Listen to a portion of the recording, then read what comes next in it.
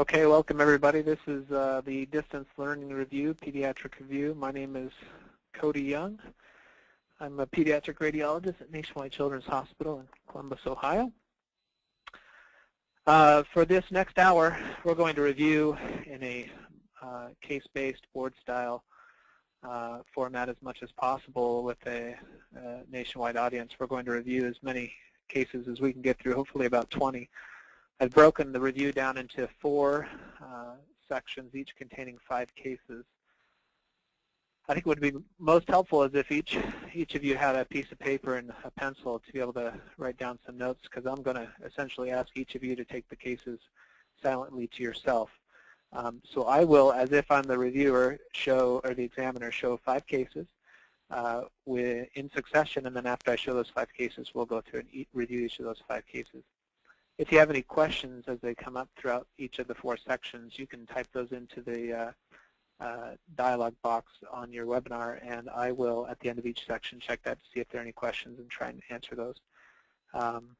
So with that being said, let's get started. So the game, as I see it, as hopefully you're aware, is to first name the study, describe the pertinent imaging findings, give a brief differential diagnosis, and always try and lead with the most likely or your top differential. Be sure to discuss any treatment or management related issues or suggest any further tests that need to be done. I always say don't try and say too much because you can get yourself in trouble. And you want to be confident but not cocky. So words like most consistent with or most likely are certainly good verbiage to use not only for the exam but in practice. Okay, case 1, I've tried to pick cases that are, for the most part, bread and butter, and the cases that I think would be fair for an examination. I realize that you're not viewing these on PACS monitor, so I tried not to put too many eye tests in here, and if I feel like a finding is somewhat difficult, I may give you a hint, but I probably won't say much as we go through the cases for the first time. So case 1, 3-day-old male, prenatal hydronephrosis.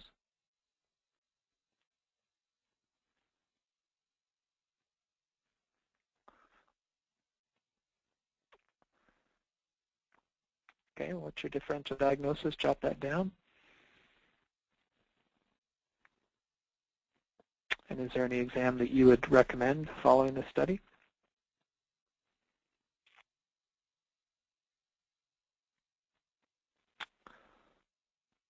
Follow-up imaging on the same patient.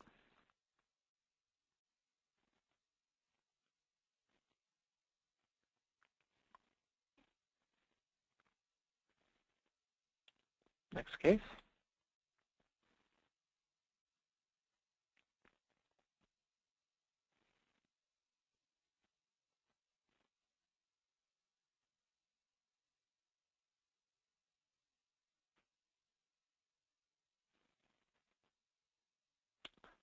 Next case.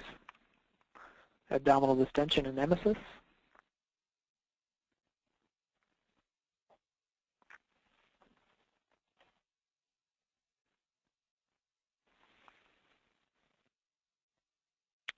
Is there any imaging you would recommend? Follow-up imaging on the same patient.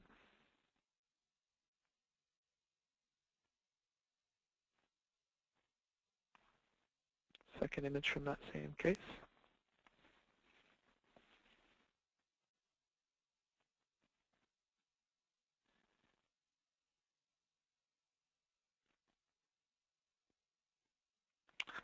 Next case, 3-year-old male with enuresis.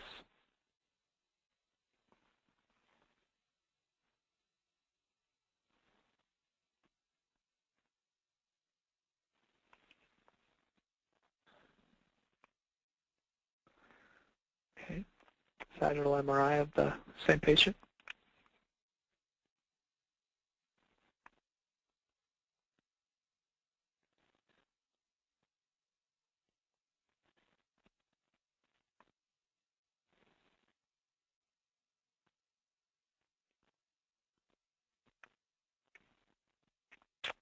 Next case.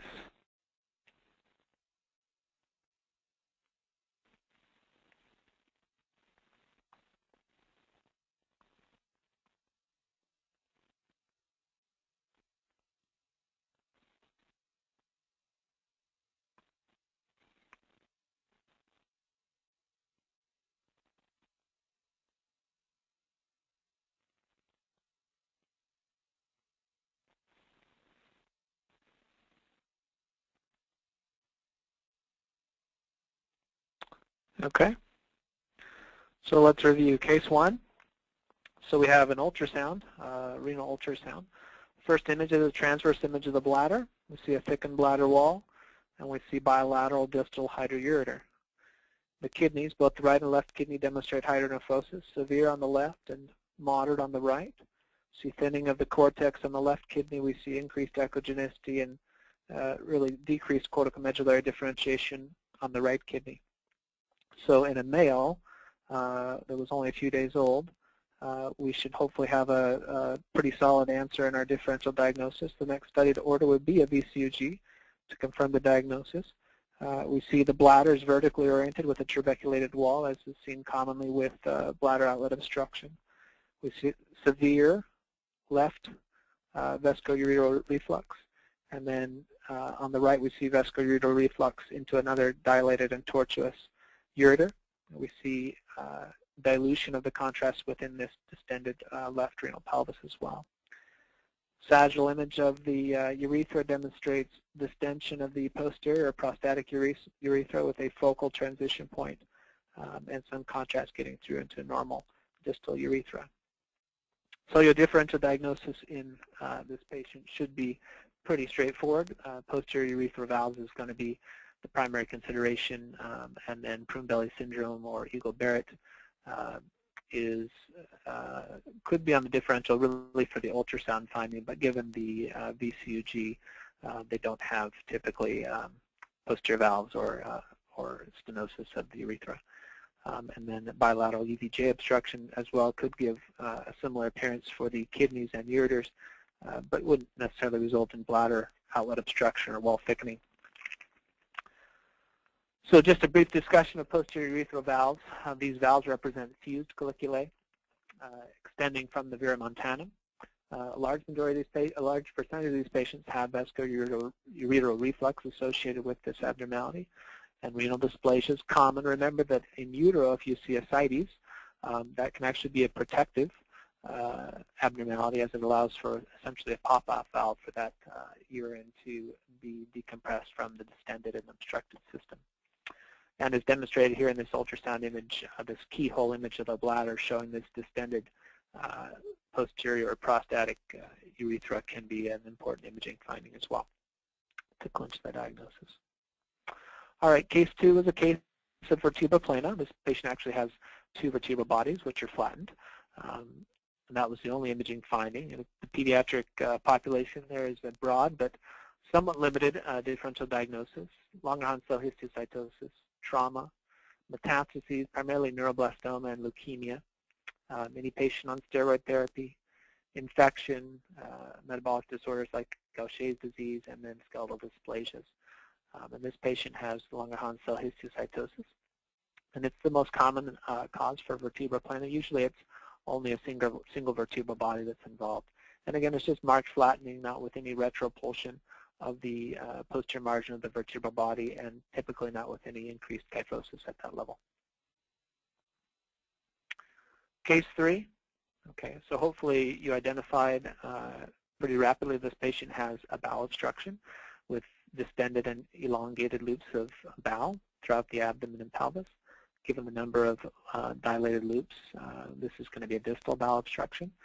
So whenever we have a distal bowel obstruction, we should always recommend a contrast enema, not an upper GI, but a contrast enema. And these are images from that contrast enema showing diffuse microcolon. Microcolon is equivalent to an unused colon. So that tells us that there is a distal obstruction in the bowel. If the microcolon is involving the colon diffusely, which it is here all the way to the cecum, we see some contrast in the appendix. And then contrast was able to be refluxed into that distal ileum, which appears to be normal caliber, and there are some tubular filling defects within that distal ileum. So your differential diagnosis would be for a diffuse microcolon, either meconium ileus, ileoatresia, or total colonic Hirschsprung's disease.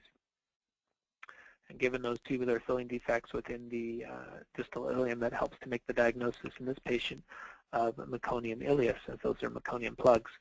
Again, this is secondary to obstruction of this distal ileum by accumulation of that tenacious and viscous meconium. And this abnormality occurs almost exclusively in patients with cystic fibrosis. And in 10% of patients with CF, this is the presenting finding. That can be complicated by perforation and peritonitis.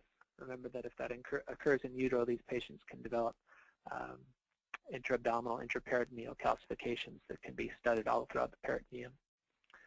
Water-soluble enema is both diagnostic and therapeutic. Again, water-soluble is important for these little babies. Case 4. You likely identified the stomach is on the right, and the liver shadow is on the left. The bowel gas pattern is unremarkable. A little bit of an eye test, but one of the important findings is that we don't have a normally formed sacrum. It's partially obscured by some bowel, so that would be sort of a soft finding and a little bit of an eye test.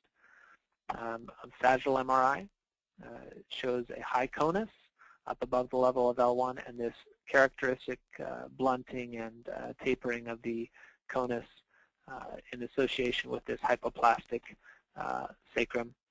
Hopefully you're able to recognize this morphology as being consistent with caudal regression. There's no differential diagnosis for that. This classically occurs in infants of diabetic mothers. It can be associated with anal atresia and segmentation anomalies of the spine, in particular that sacral hypoplasia and sometimes even complete aplasia. And the most extreme form of this is cyrinomelia, or the mermaid or merman, where the lower extremities can actually be fused. But that is obviously very rare. Case 5, no history was given. So we have a patient with an endotracheal tube in place and diffusely under-aerated lungs and a very distended gas-distended stomach. Hopefully you recognize that on the lateral view that endotracheal tube is actually going posterior to the tracheal air column, resulting in this massively distended stomach. So this was esophageal intubation. Again, that severe gastric distension with atelectatic lungs is going to be your key to make that diagnosis. So that takes us through our first section of 4 cases, or 5 cases rather. I don't see any questions that have popped up, so we'll carry on. Try not to move too quickly, but yet give us enough time to make it through as much of them as we can. All right, case 6. This is a 2-year-old male with cough.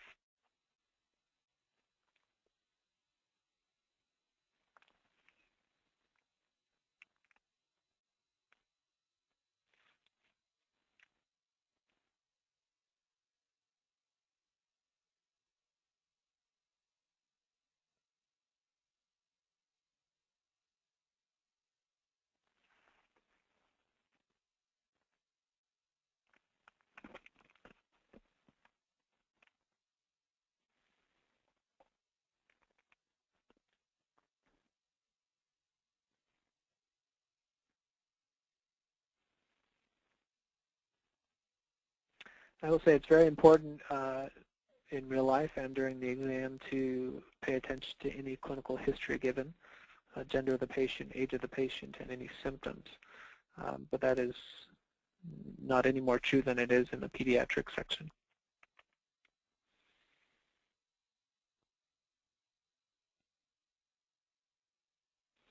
Case 7, 6-month-old with emesis.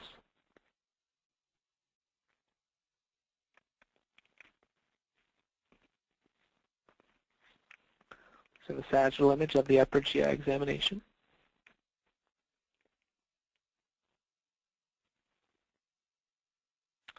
Here's your AP image from the same study.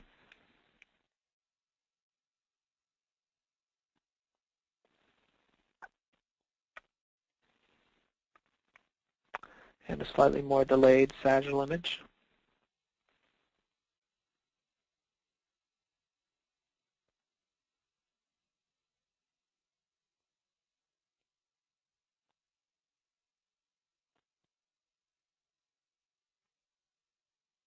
So I'll show those images again. Sagittal, AP, sagittal.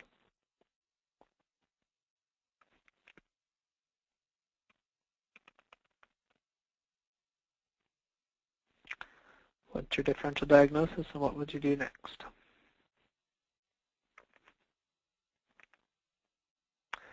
Case 8, a neonate with right flank mass.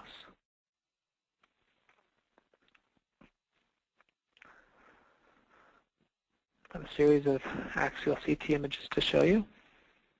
The first image.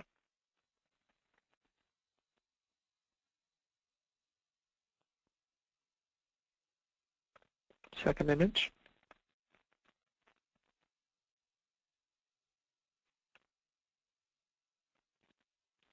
Third image.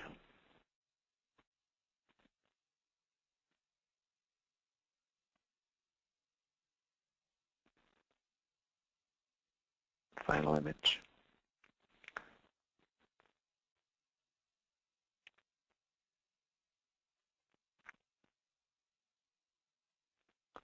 So to go back and review that.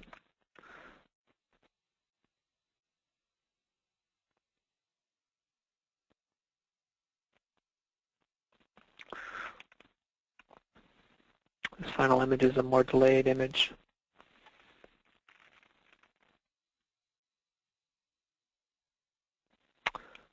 Case 9, leg pain.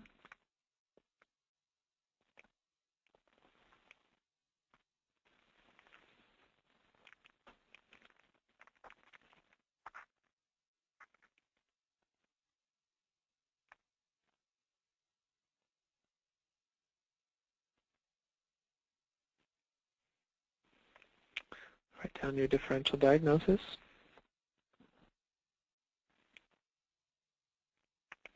Is there any further imaging you would recommend?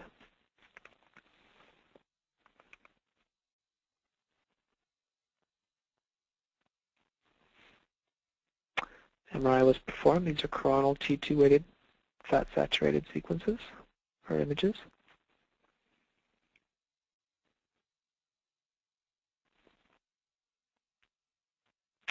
And T1 fat-sat with gadolinium.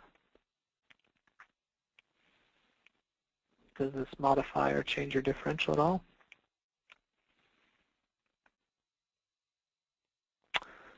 And case 10, 1-year-old with abdominal pain and jaundice. A series of ultrasound images. So the right upper quadrant and midline of the abdomen. First image. Second image.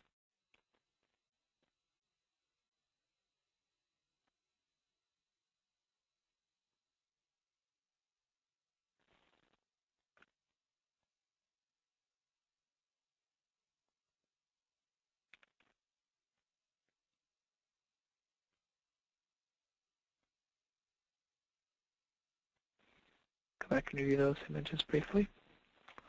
First image.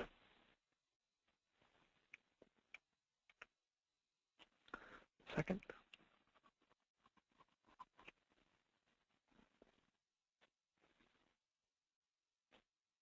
Final image.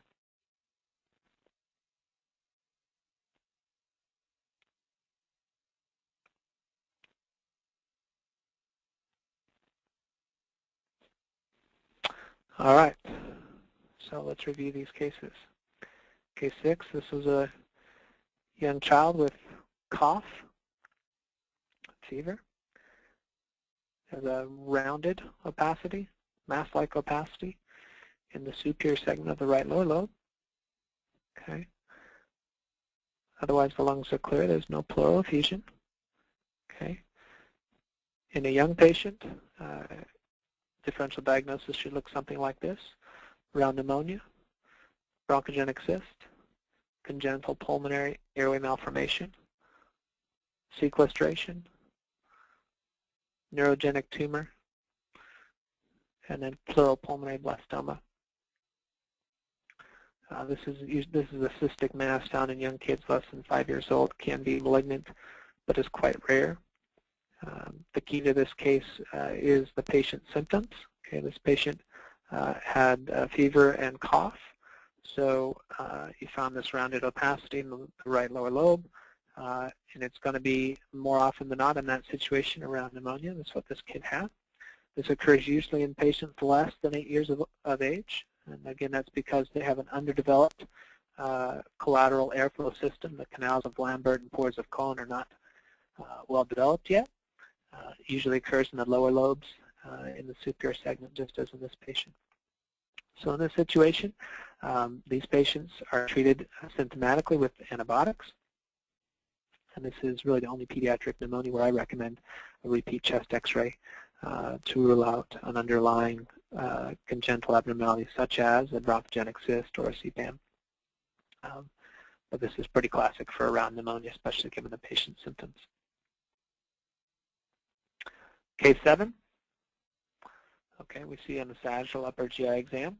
Okay, the contrast is extending out through the gastric outlet into the descending duodenum. On the sagittal and initial AP views, we have contrast extending into that transverse segment of the duodenum. But what we don't have on this more delayed sagittal view is contrast then extending cephalad as you'd expect into that fourth segment of the duodenum. Rather, it's extending anteriorly and caudally, and we see this serpentine zigzag configuration of this very small caliber duodenum. Okay, that should be an obvious sign that something is abnormal with this duodenum in the region of that transverse segment, and this is consistent with midgut volvulus. Okay, malrotation is not equivalent with midgut volvulus. You can have malrotation without midgut volvulus, but in this setting where you have this corkscrew appearance of the duodenum or the bowel in the setting of a patient who's vomiting and a distended proximal duodenum, this is going to be consistent with midgut volvulus. Ladd's bands are again just those parenchymal fibrotic bands that the body forms in the setting of malrotation to try and fixate the bowel. So malrotation results in a short mesenteric attachment base or pedicle. Remember that malrotation is always present with omphalocele, gastroschisis, and diaphragmatic hernias. Typically, you get a distended stomach. I'm sorry, excuse me. If the patient has a distended stomach or an NJ tube in place, that can alter the anatomy somewhat, displacing the duodenojejunal junction more inferiorly, and can mimic on upper GI, can mimic a malpositioned duodenojejunal junction. So just be aware of that as you're doing the upper GI examination. And like I said, the corkscrew appearance of the bowel is the key to diagnosis of volvulus. And this is a surgical emergency, so hopefully you decided to make a phone call to the clinician to let them know the urgency of this diagnosis. Okay, this was a flank mass in an infant. We see a very bland appearing soft tissue mass enlarging and replacing much of that right renal parenchyma. You see a normal left kidney here. As contrast enhances the kidney, you see that the mass, though it enhances less so when compared to the normal parenchyma. We don't see any obstruction of the kidney itself. Again, another image showing this diffuse replacement of the renal parenchyma by this bland appearing mass. We see really only one solitary mass, and this image here is really a key image to make the proper diagnosis. What we see on this delayed image is contrast within the ureter and contrast within the squished but non-obstructed renal collecting system. So mesoblastic nephroma or congenital Wilms tumor are really the two things that we should have on our differential diagnosis. And this patient has a mesoblastic nephroma. Remember, this is the most common neonatal solid renal tumor. It's a benign mesenchymal proliferation within the kidney of these spindle-like cells which create mass effect and displace and can replace the parenchyma but do not invade the nephrons, the tubules, or the collecting system. Therefore, they continue to function, although displaced, they continue to function as we saw in that kidney where there's contrast in the collecting system. Some refer to this as the fetal renal hamartoma. And unlike the nephroblastoma, which are typically smaller tumors, multifocal within the periphery of the kidney, this is not a precursor to Wilms tumor.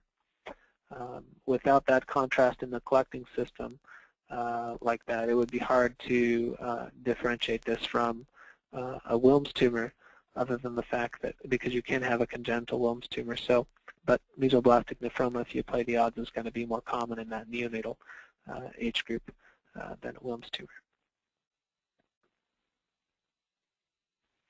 Okay, case 9.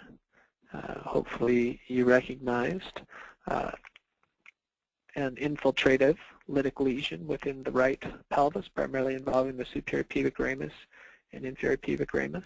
You can see some irregularity of the cortex and unusual periostitis along the superior pubic ramus. There's not a whole lot of matrix in this lesion, but its margins are ill-defined, and it's associated with a very large soft tissue mass. Okay. The MRI confirmed that large soft tissue mass, much larger than the intraosseous component of the tumor.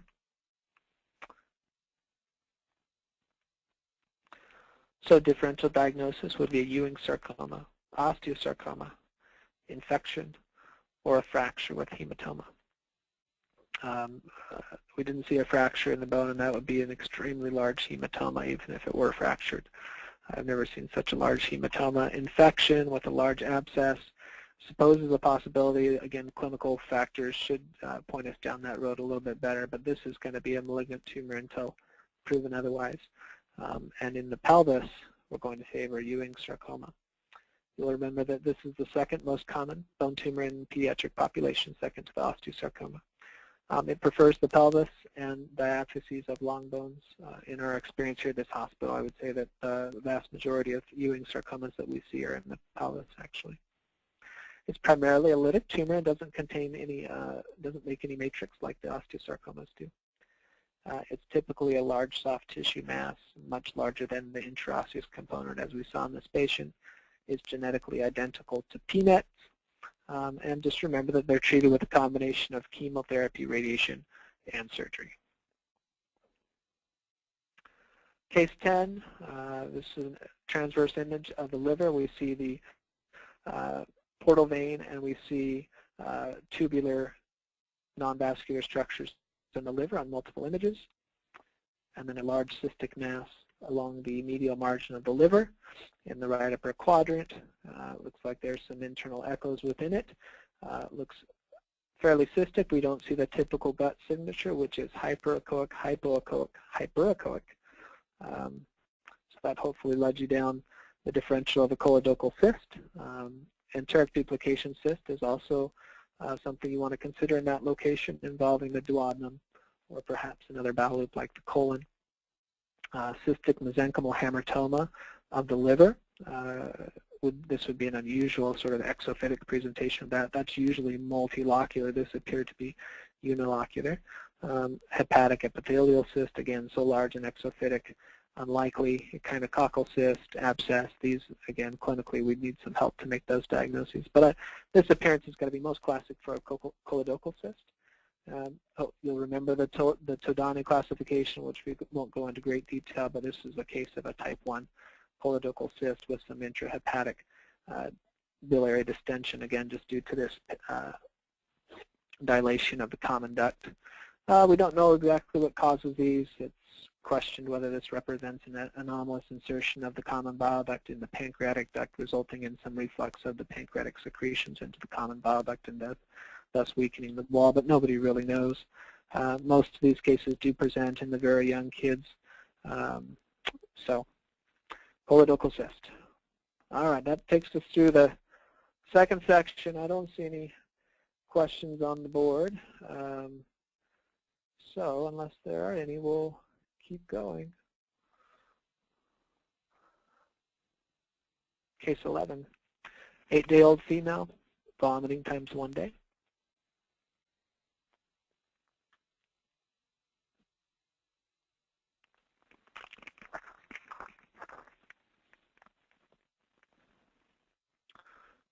Second image from the same study.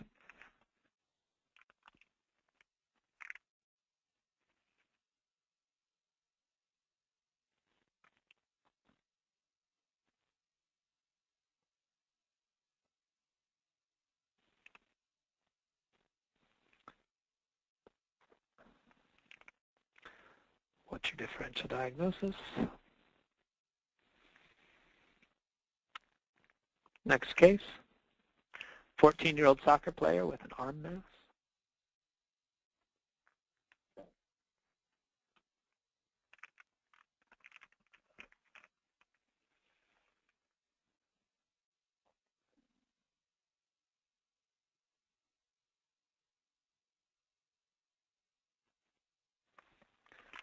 Show you a blown up image of that same abnormality. Tells you he was slide tackling, was kicked in the arm.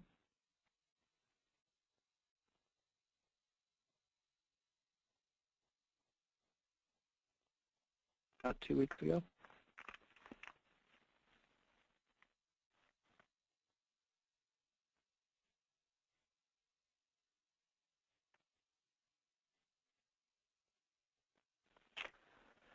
Case 13, this is a 4-month-old with developmental delay. Series of axial images.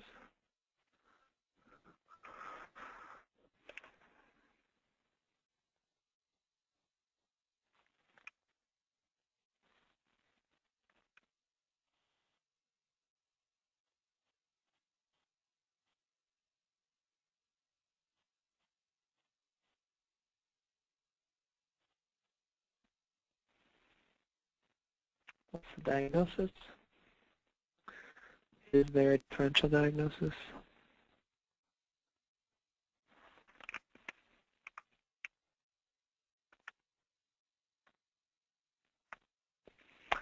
Next case, 12-year-old female with pelvic pain and fullness.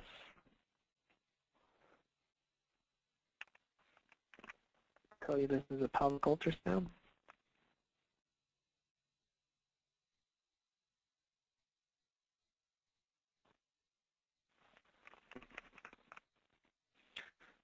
Second image for the case, same case.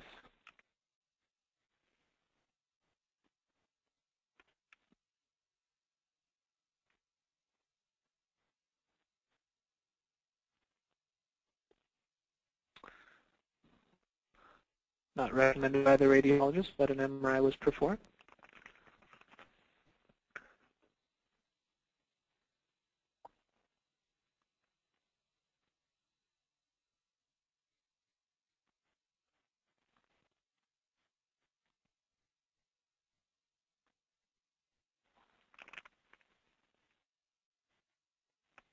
Last image.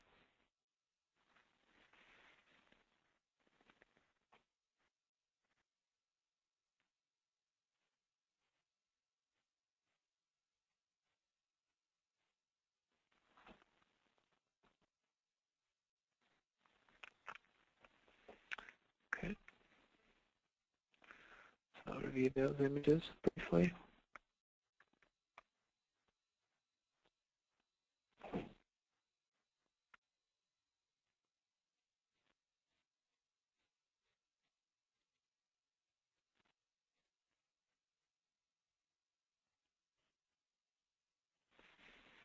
So term neonate with respiratory distress.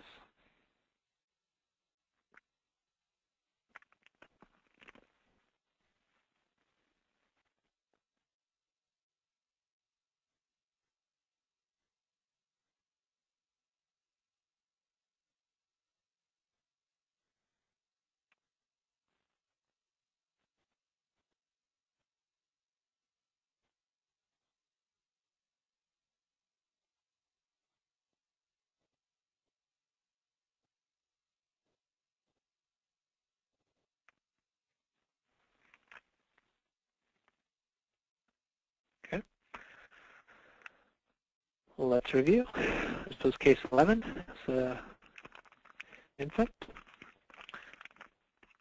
We see a cystic suprarenal mass. We see a spleen, left kidney, again we're in the left upper quadrant, and a cystic mass. Okay, we put color Doppler, and there's no discernible fluid within this mass. Differential diagnosis would be adrenal hemorrhage, cystic neuroblastoma, an extralobar, pulmonary sequestration, or an abscess.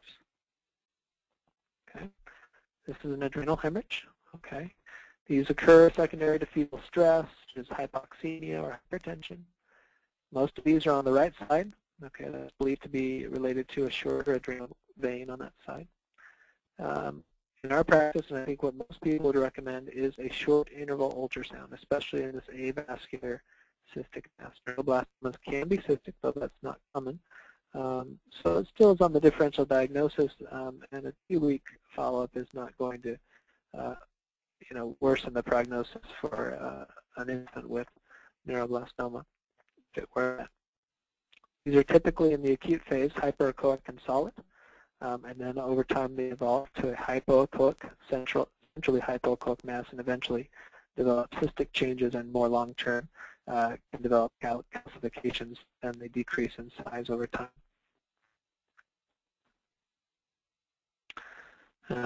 Like we see here, this is a patient on an old adrenal hemorrhage, different patient, but we'll see calcification in the region of the adrenal gland. All right, case 12 is the soccer player who was injured. All right, so we see this partially calcified mass in the distal arm. Close-up view, what we see is that most of that ossific or calcific density is the periphery of the mass, and there's central lucency. Okay. The underlying bone looks normal. We don't see any unusual periostitis or osteolysis. And it appears to be just on the one side of the bone. The other side of the bone looks uninvolved. So your differential diagnosis in this clinical setting and this appearance, hopefully you all decided on myositis ossificans. If you weren't privy to the clinical information, other things you might consider would be a malignant primary muscle tumor, such as a rhabdomyosarcoma, synovial cell sarcoma, a Ewing sarcoma, extraosseous Ewing sarcoma, or a calcifying hematoma, which is essentially kind of what the myositis ossificans is. That history of trauma is key to making the diagnosis. Okay, these lesions can grow rapidly, and they can be firm. It's that central lucency that is very helpful. An osteosarcoma or a Ewing sarcoma with mineralization is going to be either fairly homogeneously mineralized, or at least centrally more mineralized than it is at the periphery. Whereas these lesions, the myositis ossificans, again, has that sort of ring of ossification or mineralization. We don't want to recommend an MRI or bone scan because it'll look aggressive. It'll take up MDT on the bone scan. We don't want to recommend a biopsy because it'll look aggressive like osteosarcoma under the microscope. The radiographic appearance and the clinical history are key to making the diagnosis. And yeah, they will be serial radiographs just to make sure that it resolves over time. Okay, this was the infant with developmental delay. What we see is an abnormal appearance of the brain diffused asymmetrically with a fairly smooth gyration pattern of the brain.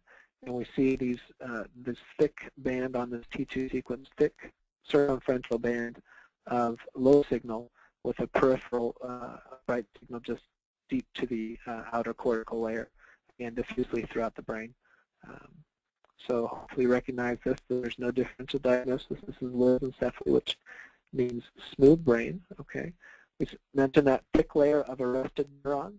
Okay, and then the cell sparse zone. So these are the arrested neurons here. Okay, and then the cell sparse zone is this thin T2 bright zone just deep to the outer cortex. The brain typically has this figure of 8 shape. These patients are microcephalic. They have seizures and developmental delay. So it's really an ant mini. There is no differential for this diffuse pattern in the brain.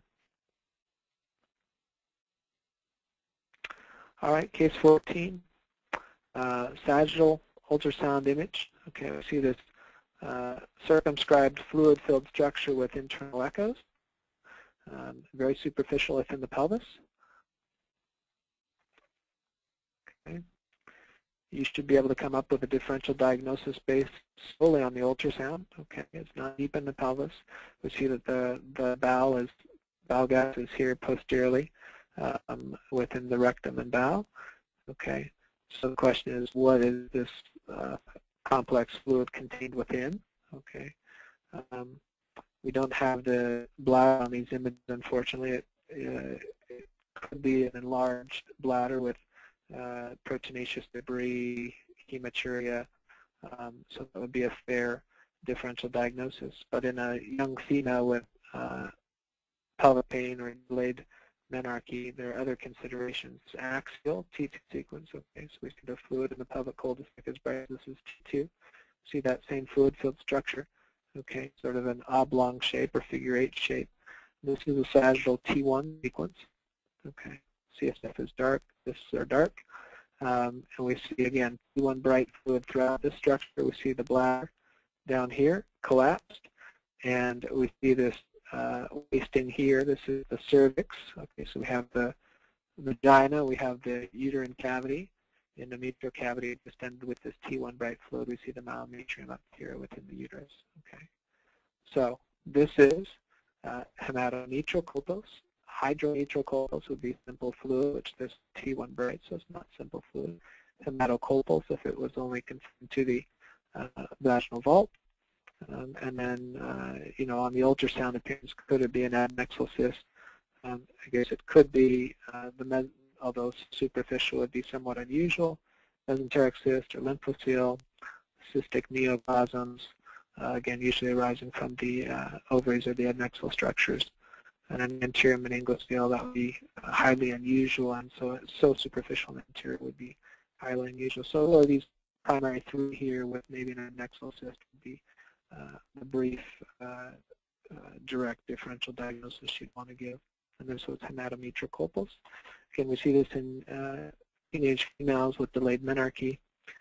It can be due to either a congenital or acquired obstruction of the vagina, such as an imperforate hymen, a vaginal septum, or vaginal atresia. And in the acquired setting, the obstruction, it can be due to tumor, particularly a rhabdomyosarcoma, or infection, post-infectious sequela with adhesions and so forth. All right, case 15, this is a newborn. So we recognize that in the lower left hemithorax, there's abnormal opacity. Okay, we see that the mediastinum and heart are shifted rightward. Okay, so there's definite mass effect. We see that the NG tube is taking an abnormal course cephalad, and we don't see the left hemidiaphragm very well. Also, the abdomen is scaphoid. Okay, neonates do not have scaphoid abdomens. They're usually more convex lateral. Okay, so this constellation of findings hopefully led you to the right diagnosis, which is congenital diaphragmatic hernia. These other diagnoses, congenital pulmonary airway malformation, yes, a mass in the left lower thorax could result in this appearance, but you wouldn't have the NG tube going up into the mass, and you wouldn't have a scaphoid abdomen. Congenital lobar hyperinflation or congenital lobar emphysema. Remember that in the postnatal neonatal, just after birth period, those can be fluid-filled and look mass-like, and over time, will, as the fluid is evacuated, will become more lucent on radiographs. But again, in the left lower lobe is an uncommon location, and NG tube and abdomen have that appearance. So this is really, there really is no differential diagnosis for this. This is congenital diaphragmatic hernia. Okay, so once the bowel is in there, then it's much easier to make the diagnosis, as we see here in this patient with a similar left-sided hernia, and we see these loops of bowel in the upper abdomen. The patient also has some bowel gas distally, but that can be a helpful sign. Initially, it can be somewhat difficult just because those bowel loops may not have air in them. No need to worry too much about this slide. There are different types of diaphragmatic hernias, as I'm sure you're aware. The Morgagni hernia, which is anteriorly, the Bachtelek hernia, which is posterior, the septum transversum defect, which is sort of in the mid portion, but this Bachtelek type is the most common congenital diaphragmatic hernia that we see. They're much more common on the left side than the right because of the position of liver. And this abnormality results in hypoplasia of the lung, both the left lung and the right lung, and can even result in hypoplasia of the left heart due to this mass effect from the bowel being up in the chest. And this cascade of events really leads to pulmonary hypertension, which is what these infants primarily will be battling, is the pulmonary hypertension because of their hypoplastic lungs and abnormal heart structure. The pulmonary hypertension really is the crucial determinant of survival. These patients almost exclusively will require ECMO and surgery. It is associated with a fairly high mortality rate, particularly if the patients don't receive ECMO for any reason. But even with ECMO, we have about a 50% mortality rate. All right, so let's check and see if anybody has any questions. Don't see any questions yet, so we'll carry on. We're doing pretty good on our time. This is the last section of 5 cases. Case 16, this is a 1-day-old with abdominal distension.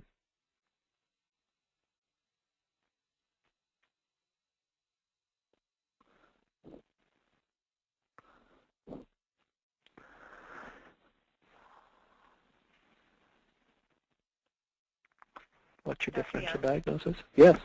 There was a question that just came in. Oh, sorry. Let me look at it here. Okay, let me see if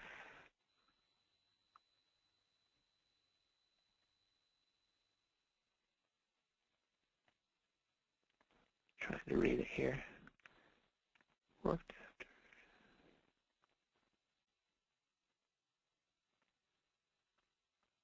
Oh, myositis ossificans looked like periosteal reaction. Is that the question? Yes. Okay. Well, let's go back to that briefly.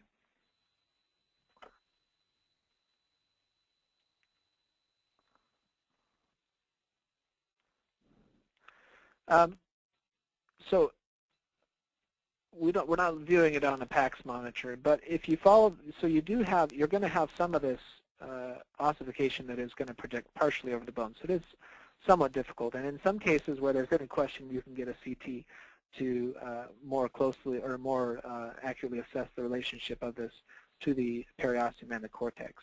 So it may look a little bit indistinct, again, just because some of that ossification is on this projecting over the cortex. But if this were a true, say, osteosarcoma, we would expect to see really more of an aggressive appearing irregularity of the cortex, Codman's triangle, and lamellated periostitis, that sort of thing. So while I do, it can look somewhat indistinct on this view, you have to understand it's a two-dimensional image of really a three-dimensional process. And if you look at the cortex itself, you look at the medullary space, that all looks otherwise very normal. And again, the history of the trauma, pain and firm mass in that location, and not having had anything in that area prior to trauma is going to be the key to making the diagnosis.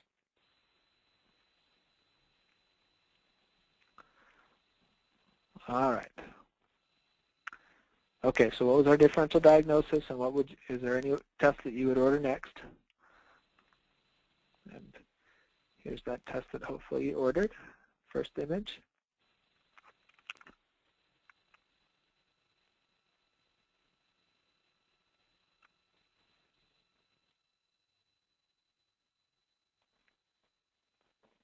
Second image.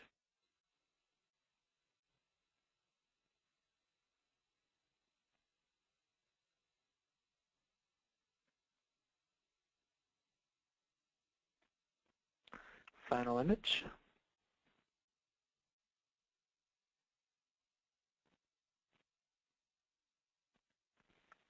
So go back and review that edema briefly. Initial image.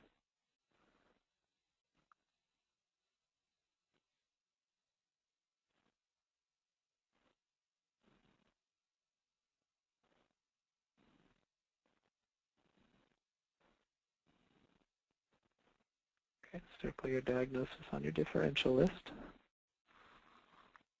Next case, newborn with hematuria. This is a sagittal image from the renal ultrasound.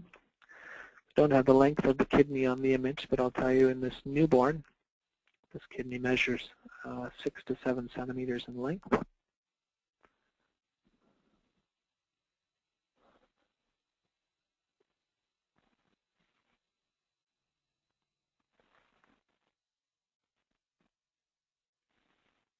Here's an image from the spectral Doppler evaluation of the renal vessels.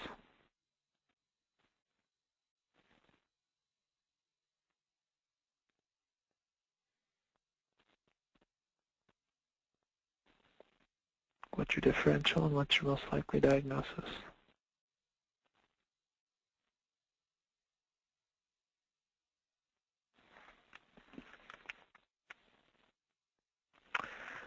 Case 18, teenager with chest wall lump. It's a cone down image of the chest x-ray or the rib series that was done to evaluate the lump.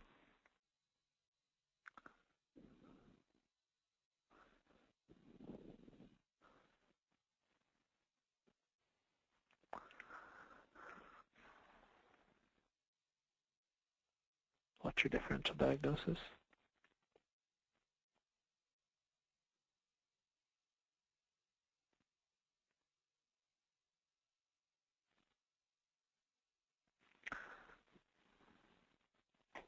Some other imaging studies were ordered.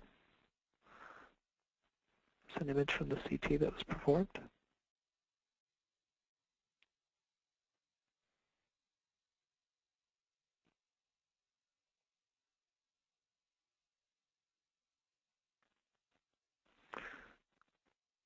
MDP bone scan was performed.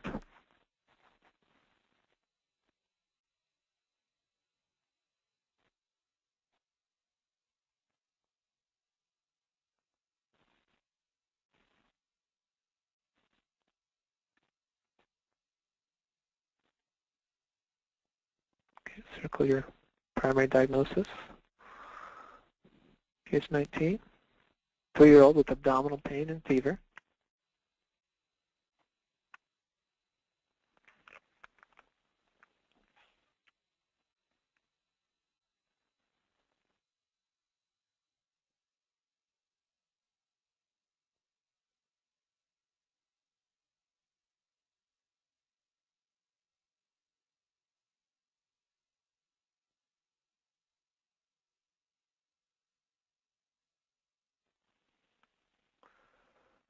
All right, what study would you order next?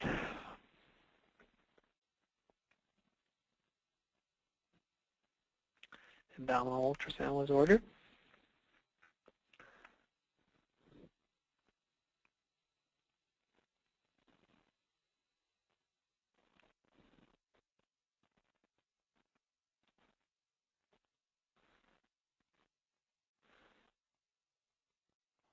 Again, 3-year-old with abdominal pain and fever. What's your differential diagnosis?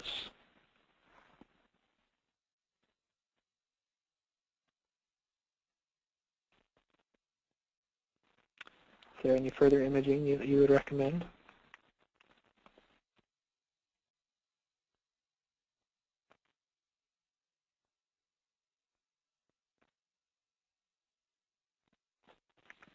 CT was performed.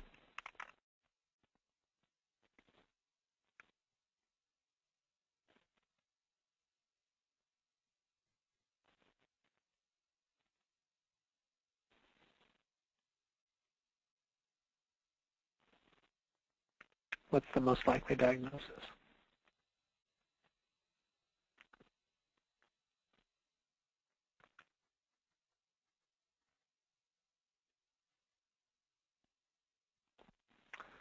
All right, last case, 6-month-old with left neck swelling and respiratory distress. Series of images from the chest CT, or neck and chest CT that was performed. First images.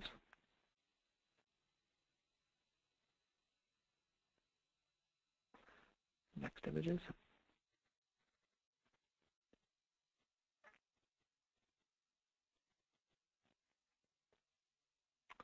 This is moving caudally, so this is slightly more inferior than the neck. See the thyroid gland here.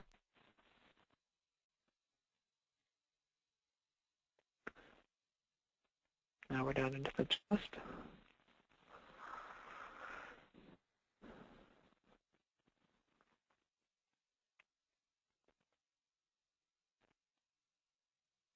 Lung windows of the chest. ignore this. This is an artifact. It's not, doesn't really have pneumothoraces.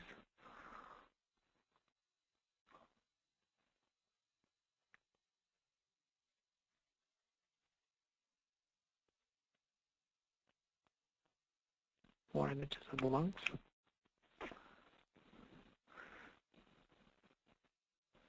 So I'll review those CT images again.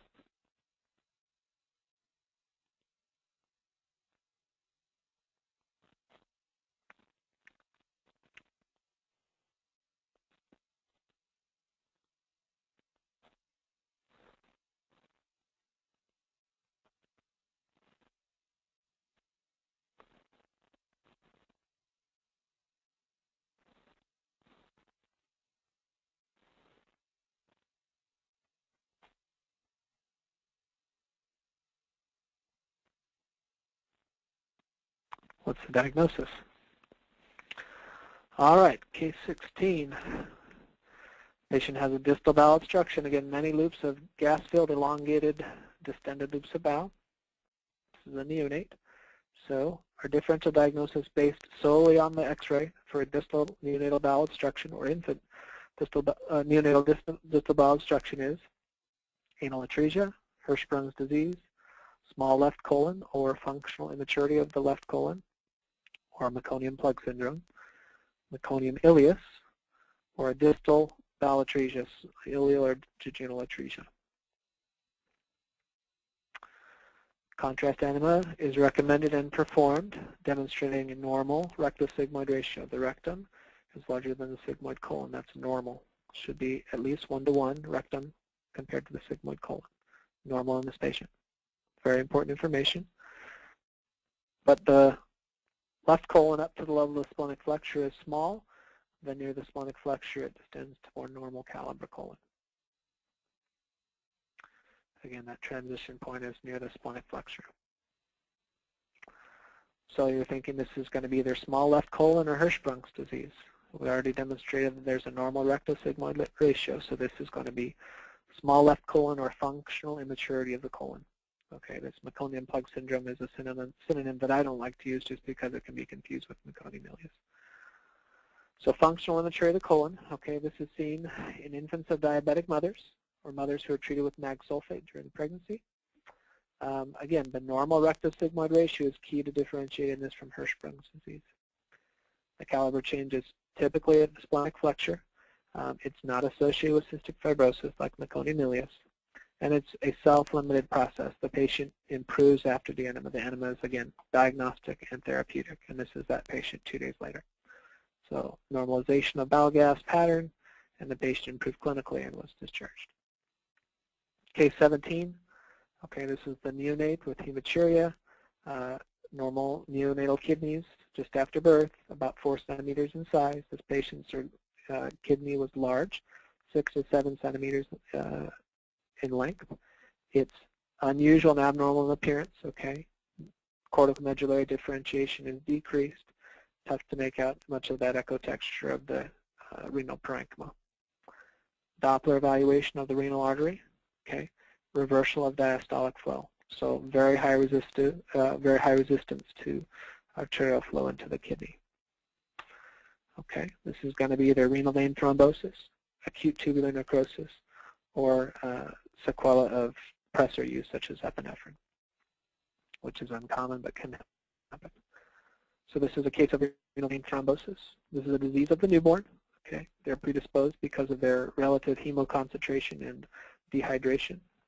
So any insult or stressor can exacerbate this abnormality. So in older patients, non-neonates, you want to also think of tumor thrombus that could be obstructing the renal vein. But in that case, obviously, you'd have a tumor in the kidney. In these neonates, they can develop hemorrhagic infarction of the kidney. All right, case 18, this is the teenager with the chest wall lump. Okay. On X-ray, we see expansion of that bone, of that rib. We see ground glass densities, some small areas of cystic change, no aggressive or unusual periosteal reaction, no appreciable soft tissue mass. This is confirmed on CT. Okay, it looks like somebody took an eraser and smudged up the trabecula. the bone is expanded. There's no periostitis, no soft tissue mass. The adjacent soft tissues are very normal looking. This has a very benign appearance. It takes up MDP on the bone scan. The differential diagnosis is broad, okay, but fibrous dysplasia rises to the top given that ground glass density on CT and X-ray. An enchondroma, eosinophilic granuloma can look like almost anything in kids. Hemangioma, possibly, but it wouldn't have that smudged ground glass density. A sessile osteochondroma, again, not typical for that. Osteoid osteoma, well, we don't see much in the way of cortical thickening and sclerosis surrounding the lesion. It looked more benign than an osteoid osteoma and metastasis. Again, there weren't any malignant features of that lesion. So fibrous dysplasia is bone replaced by fibrous tissue due to a defect in osteoblast differentiation. Most commonly, it involves only one bone. Remember, when it involves more than one bone, you think of McCune-Albright, which is fibrous dysplasia, the cafe au lait spots, and associated endocrine abnormalities. Case 19, hopefully you identified large left upper quadrant soft tissue mass, medialization or rightward displacement of the stomach. See all the soft tissue lateral to the stomach, that's abnormal. We recommend an ultrasound to verify the abnormality. You could skip the ultrasound if there was a large palpable mass, but the ultrasound does confirm there's a large heterogeneous mass. There's either some involvement of or displacement of the kidney. On this transverse image, you can see here's the spine and the aorta, very large mass up near midline. CT is recommended. You see this very heterogeneous mass insinuating between the spine and the aorta, encasing the aorta, elongating the celiac or the SMA artery. So your differential diagnosis would be neuroblastoma, Wilms tumor, ganglioneuroblastoma, ganglioneuroma, which are the cousins of neuroblastoma, a rhabdoid tumor, or a retroperitoneal teratoma. This is a neuroblastoma.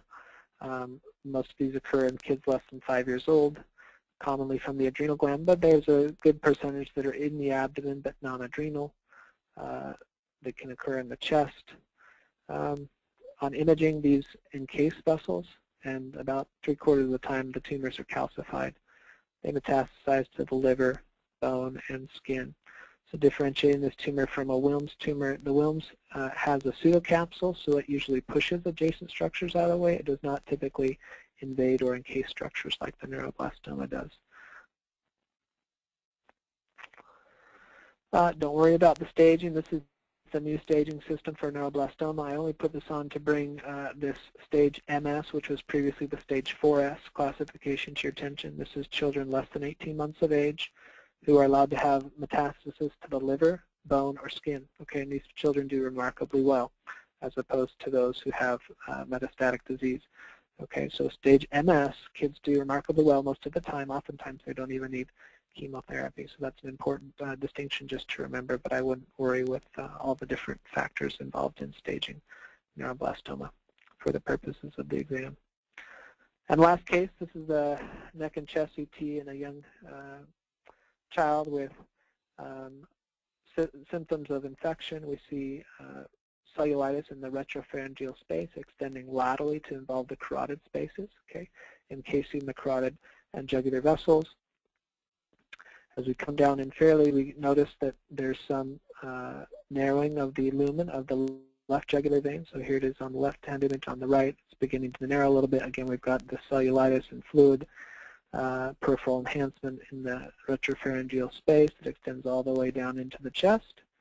Okay, and then we see within the lungs scattered opacities. We see a elliptoid collection, probably an empyema or loculated effusion, and all these bilateral pulmonary nodules, some of which appear to have some central lucency or even possibly cavitation. Okay. There is no differential diagnosis for this. This is Lemire's disease. Okay, it's a cervical cellulitis associated with septic thrombophlebitis of the jugular vein and septic emboli to the lungs. This Fusobacterium necrophorum is the classic agent that, or bacteria that causes this infection. It is quite rare, but occurs after dental procedures or sore throat, and it's important to recognize this as it can be rapidly fatal. That brings us to the end of the review. See if we had any other questions come up.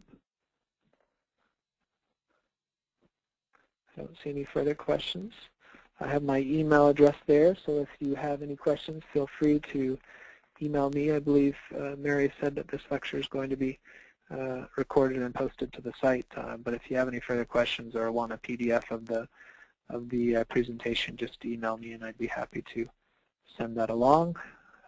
Thank you and have a good night. Yes, thank you, Dr. Young. As he mentioned, we did try recording this lecture this time, and I will work to get that up on the website. You all receive an email to its location. The lecture for next month in May will be on MSK, and I will send out the date for that as soon as possible. So thank you again, Dr. Young. We really appreciate it, and have a good night, everyone.